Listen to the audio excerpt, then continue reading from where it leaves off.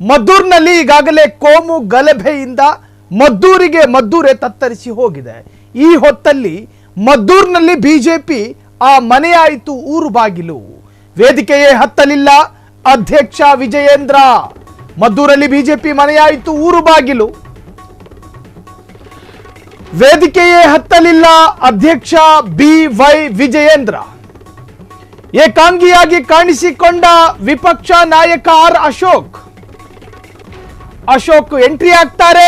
CT Ravi ಅಲ್ಲಿಂದ ಜೂಟಾಗ್ತಾರೆ. ಅಶ್ವಥ್ ಆಗಮನ, ಅಶೋಕ್ ನಿರ್ಗಮನ. ಹೆಂಗೈತ್ ನೋಡಿ ಆಟ.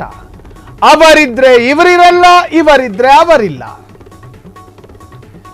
ಒಗ್ಗಟ್ಟಿಲ್ಲದ ಹೋರಾಟ, ನಾಯಕರ ಜೂಟಾಟ, ಕಾರ್ಯಕರ್ತರ ಪೀಕಲಾಟ.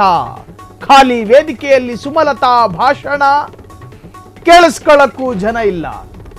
ತೆರಿಕೆ ತಲೆ ಚಚ್ಕೊಂಡ ಕಾರ್ಯಕರ್ತ. ಈ ಜನ್ಮದಲ್ಲಿ ರಾಜ್ಯದ ಬಿಜೆಪಿ ಉದ್ಧಾರನೇ ಆಗಲ್ಲ. ನರೇಂದ್ರ ಮೋದಿಯವರೇ, ಅಮಿತ್ ಶಾ ಅವರೇ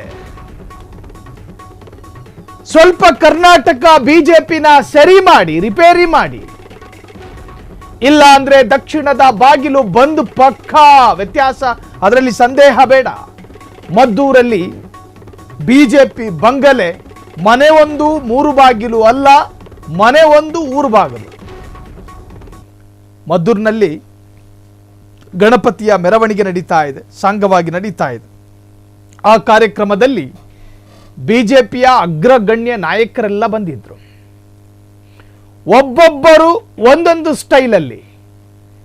ಅಶೋಕ್ ಮಾತನಾಡಬೇಕಾದ್ರೆ CT ರವಿ ಅವರು ಇರೋದಿಲ್ಲ, ಮೆತ್ತ ಕಾಲ್ ಕೀಳ್ತಾರೆ. CT ರವಿ ಮಾತನಾಡಬೇಕಾದ್ರೆ ಅಶೋಕ್ ಎಸ್ಕೇಪ್ ಆಗ್ತಾರೆ. ಅಶ್ವಥ್ ನಾರಾಯಣ ಮಾತನಾಡಬೇಕಾದ್ರೆ ಯಾರೂ ಇರೋದಿಲ್ಲ. ಕೊನೆಗೆ ಗಂಡಸರ ಮಧ್ಯದಲ್ಲಿ ಹೆಣ್ಣು ಬಲಿಯಾದ್ಲು ಸುಮಲತಾ.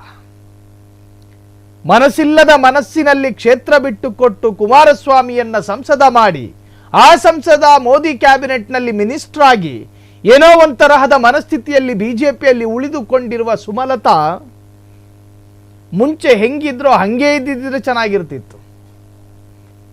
ಬಿಜೆಪಿ ನಾಯಕರು ಬಂದಿರುವ ಅತಿಥಿಯನ್ನ ಗೌರವಿಸಬೇಕು. ಆ ಅತಿಥಿ ಬೇರಾರೂ ಅಲ್ಲ, ಸುಮಲತಾ. ಒಂದು ತರಹದಲ್ಲಿ ಬಿಜೆಪಿ ಟ್ರೀಟ್ ಮಾಡಬೇಕಾಗಿರೋದು ಅತಿಥಿಯನ್ನ ಸತ್ಕಾರ ಮಾಡದಂಗೆ. ಆದರೆ ಸುಮಲತಾ ಎನ್ನುವಂತಹ ರೆಬಲ್ ಲೇಡಿಯನ್ನ ಏಕಾಂಗಿ ಮಾಡಿದ್ದು ತಪ್ಪಲ್ವಾ?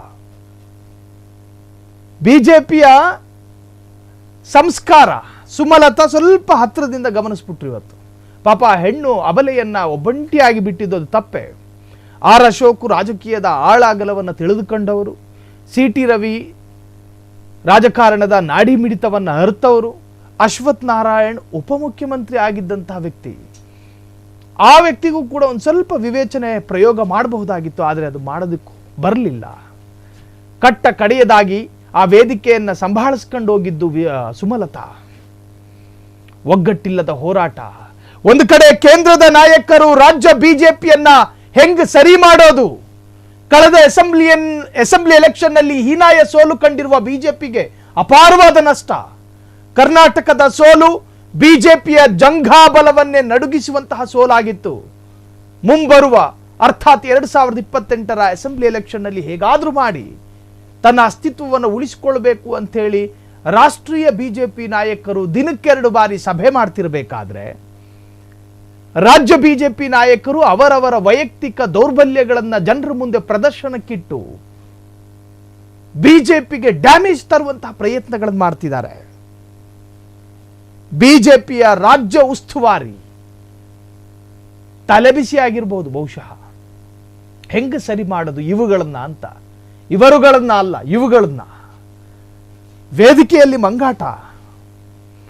ಒಂದು ವಿಪಕ್ಷ ನಾಯಕ ಮಾತನಾಡಬೇಕಾದ್ರೆ ಬಿಜೆಪಿಯ ಪ್ರೋಟೋಕಾಲ್ ಪ್ರಕಾರ ಪಕ್ಕದಲ್ಲಿ ನಿಂತುಕೊಂಡವರು ಕಿವಿಗೆ ಇರಿಟೇಟ್ ಆದ್ರೂ ಕೂಡ ಸಹಿಸಿಕೊಂಡು ನಿಂತ್ಕೋಬೇಕು.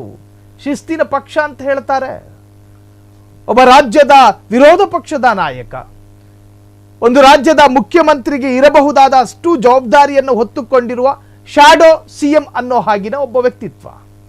ಆ ವ್ಯಕ್ತಿ ಮೈಕ್ ತೆಗೆದು ಮಾತನಾಡುವಾಗ ಕೇಳಿಸಿಕೊಳ್ಳೋದಕ್ಕೆ ತನ್ನ ಪಕ್ಷದ ನಾಯಕರೇ ಇಲ್ಲವಾದಾಗ ಸಮಾಜಕ್ಕೆ ಯಾವ ಸಂದೇಶವನ್ನು ಕಳುಹಿಸಿಕೊಡ್ತಾ ಇದ್ದೀರಿ?